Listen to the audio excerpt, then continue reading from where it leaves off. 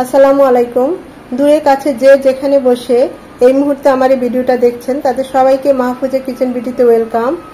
আজ পেশোয়ারি নমকিন গোশত তৈরি করব। মশলাবিহীন যে মাংসটা খেয়ে থাকে সবাই অনেক চড়া দামে, দূর দূরান্ত থেকে এসে রেস্টুরেন্টে খায়।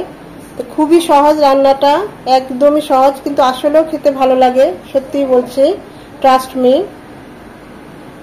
তো চলুন আমরা মূল রান্নায় চলে যাই। পেশোয়ারি নমকিন গোশত করার জন্য আমি এখানে একটা হাঁড়ি বসিয়েছি। এই রান্নাটা মূলত ঘি দিয়েই করা হয়।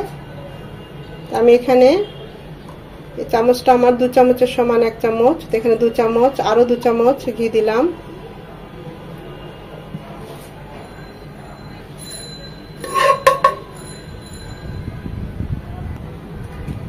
এই রান্নাটার মূল বিশেষত্বই হচ্ছে ঘি দিয়ে রান্না করতে হবে, তাহলে হবে কি গরুর মাংসের যে একটা র ফ্লেভার সেটা থাকবে না। 3টা আলু এরকম 2 টুকরো করে নিয়েছি, এখানে তো আলু থাকতেই হবে। আলুটাকে একটু ভেজে নেব।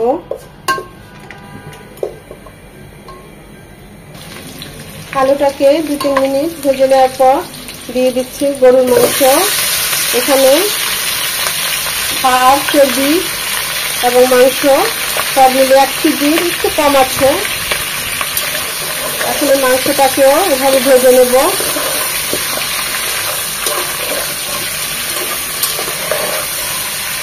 এখানে ঘিয়ের পরিমাণটা একটু বেশি দিবেন। তেল দিয়ে রান্না করলে কিন্তু এর যে ফ্লেভারটা, মূল যে টেস্ট পেশোয়ারি মাংস, সেটা পাবেন না। এই ঘিয়ের ফ্লেভারই গরুর মাংসের যে কাঁচা যে একটা ফ্লেভার সেটা চলে যাবে। খুব ভালোভাবে নেড়ে চেড়ে 5 থেকে 7 মিনিট মাংসগুলোকে ভেজে নিতে হবে ঘিয়ের মধ্যে। খুব ভালোভাবে মাংসগুলো আর আলুগুলোকে 5-7 মিনিট ধরে এরকম ভাজা ভাজা করতে হবে।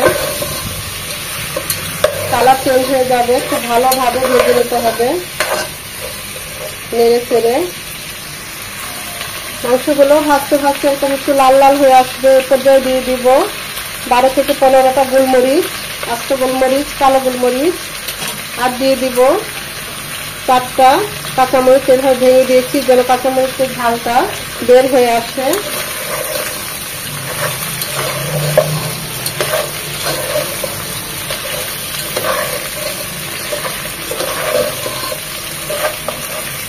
দেখতেই পাচ্ছেন আমি এখানে চর্বি এবং হাড় মাংস একটু বেশি নিয়েছি। এটা অনেকটা পায়ের মাংস বা বড় বড় হাড় যেগুলো থাকে এবং চর্বি জাতীয় যে মাংসগুলো থাকে এগুলো নিলে ভালো হয়, কারণ এই মাংসতে তেলের পরিমাণটা একটু বেশি দিতে হয়। আমি ওই অনুযায়ী নিয়েছি। আর এই মাংসগুলো সচরাচর পিসগুলো একটু বেশ বড় বড় হয়। চেষ্টা করবেন বড় বড় টুকরো করতে এবং আলুগুলোর সাইজে বড় বড় করতে।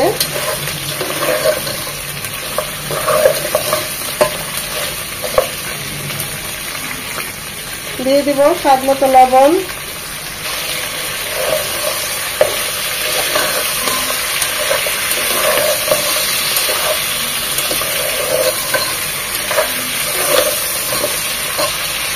এতক্ষণ চুলার হিট একদম হাই হিটে থাকবে।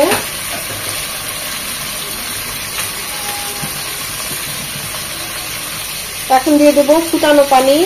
পর্যাপ্ত পরিমাণে ফুটানো পানি দিতে হবে যেন মাংসগুলো এই পানিতেই সেদ্ধ হয়।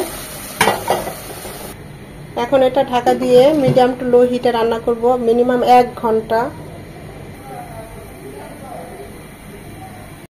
মিনিমাম 20 মিনিট পর পেশোয়ারি গোশতের কি খবর আমরা দেখি। অনেকটা ঝোল কমে এসেছে, অনেকটাই সেদ্ধ হয়ে এসেছে। এটা একদম সফট হবে মাংসটা।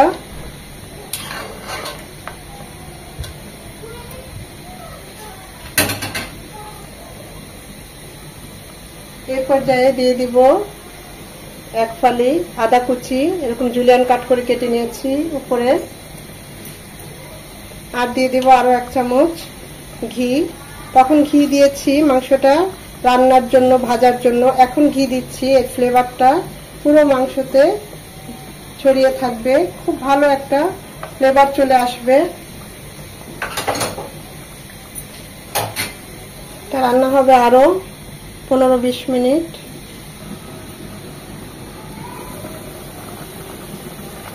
আমরা মাছের ভাতে বাঙালি, সব সময় ভাত ভালো লাগে, মাঝে মাঝে পোলাও ভালো লাগে। ঠিক এরকমই আমরা যে মশলা দিয়ে মাংসটা রান্না করি সেটা যতটা ভালো লাগে এইভাবে রান্নাটা সবসময় ভালো লাগবে না, তবে ভালো লাগবে, চেঞ্জ আসবে মাঝে মাঝে, ভালোই হয়, টেস্টও ভালো আসে। আমি তো আগে এভাবে করতাম, কিন্তু এরকম ঘি দিয়ে করতাম না, ওটাকে আমি বলতাম জাল দেওয়া মাংস। একটু আদা রসুন, সামান্য একটু পেঁয়াজ, আর কোনো তেল দিতাম না, আর লবণ দিয়ে জাল দিয়ে ওই টেস্টটাও খুব ভালো আসে। তো এখন তো দেখছি খুব বড় বড় করে বিভিন্ন চ্যানেলে এরকম পেশোয়ারি গোশত খাওয়ার জন্য সবাই বিভিন্ন রেস্টুরেন্টে ছুটছে। তো এখনো যারা রেস্টুরেন্টে হোটেলে এই মাংসটা, পেশোয়ারি মাংসটা খান নাই, তারা এইভাবে বাসায় একবার হলে ট্রাই করতে পারেন। খারাপ হয় না, ভালোই হয়। আমি ট্রাই করেছি, বিশ্বাস করতে পারেন, খারাপ হয় না, ভালোই লাগে। রুটি, পরোটা, নান, গরম ভাত দিয়েও খুব ভালো যায়। এখন কে কিরকম গ্রেভিটা রাখবে, ঝোলটা রাখবে সে অনুযায়ী, তবে মাংসটাকে একদম সফট হতে হবে যেন গলে যায়। আমি আরেকটু টানাবো, আমার সবকিছু সেদ্ধ হয়ে গিয়েছে, দেখতেই পাচ্ছেন। আরেকটু ঝোলটা কমাবো, খুব বেশি হলে আর 5-6 মিনিট এটা হবে। তৈরি হয়ে গেল আমাদের পেশোয়ারি নমকিন গোশত, দেখতেই পাচ্ছেন। এটা গ্রেভিটা এরকমই হবে।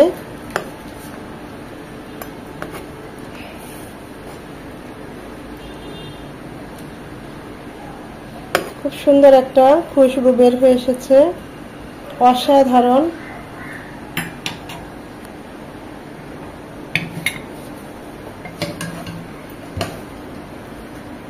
আলু, মাংস সব একদম সফট হয়ে গিয়েছে, দেখেই বোঝা যাচ্ছে।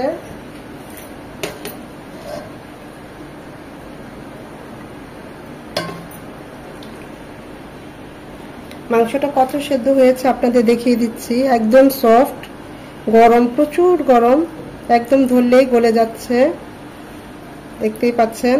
একদম সফট হয়ে গিয়েছে, ভালো করে গরমের জন্য দেখাতেও পাচ্ছি না, একদম সফট হয়ে গিয়েছে, খুলে আসছে হাড্ডি থেকে।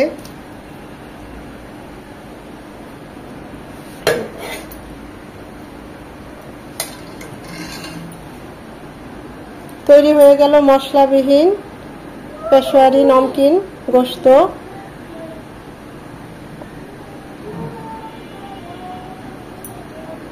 ভালো লেগে থাকলে ট্রাই করতে পারেন।